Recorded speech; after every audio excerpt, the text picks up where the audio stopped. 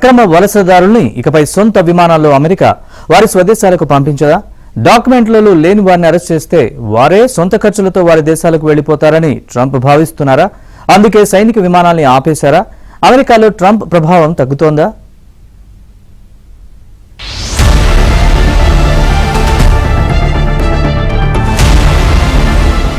అక్రమ వలసదారులపై ఉక్కుపాదం మోపుతూ వారిని బలవంతంగా స్వదేశాలకు పంపిస్తున్న అమెరికా అధ్యక్షుడు డొనాల్డ్ ట్రంప్ ఇప్పుడు స్పీడ్ తగ్గించారు. వారి చేతులకు సంకెళ్లు వేసి ప్రత్యేక సైనిక విమానాల ద్వారా తరలించారు. అమృత్సర్లోనూ 3 విమానాలు దిగాయి. C-17, 2 C-130E సైనిక విమానాలను ఉపయోగించింది. అయితే ఇప్పుడు ఆ విమానాల రాక ఆగిపోయింది.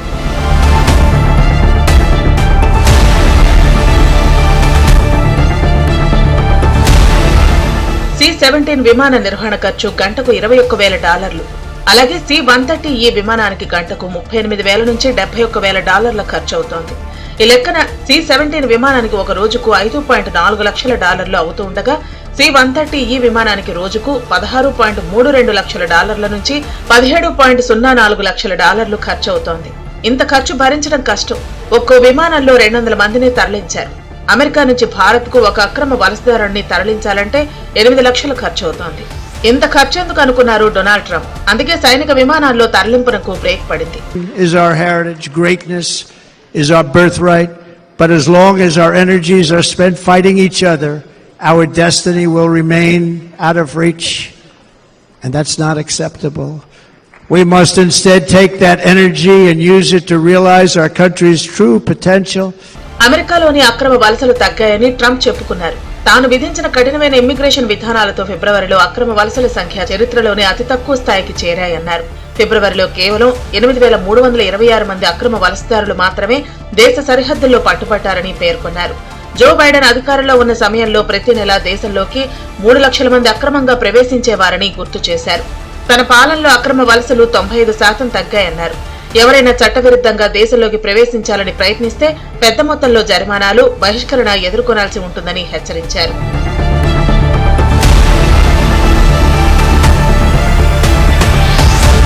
అక్రమ వలసదారులను స్వదేశాలకు సైనిక విమానాల్లో పంపించడం అయితే ఆగింది, కానీ వారి ఏరివేతలు మాత్రం అమెరికాలో కొనసాగుతున్నాయి. జనవరి 21 నుంచి ఇప్పటి వరకు అమెరికాలో 32,000 మంది అక్రమ వలసదారులను US immigration and customs enforcement ICE arrest చేసింది. వీరిలో 14,000 మంది శిక్ష పడ్డ క్రిమినల్స్ ఉన్నారు. మరో 9,800 మందిపై రకరకాల కేసులున్నాయి. 44 మంది స్వదేశంలో శిక్షలు తప్పించుకోవడానికి అమెరికా వచ్చి తలదాచుకున్న వారు ఉన్నారు. 8,718 మంది ఇమ్మిగ్రేషన్ చట్టాలను ఉల్లంఘించిన వారు ఉన్నారు. ట్రంప్ లెక్కంతా కూడా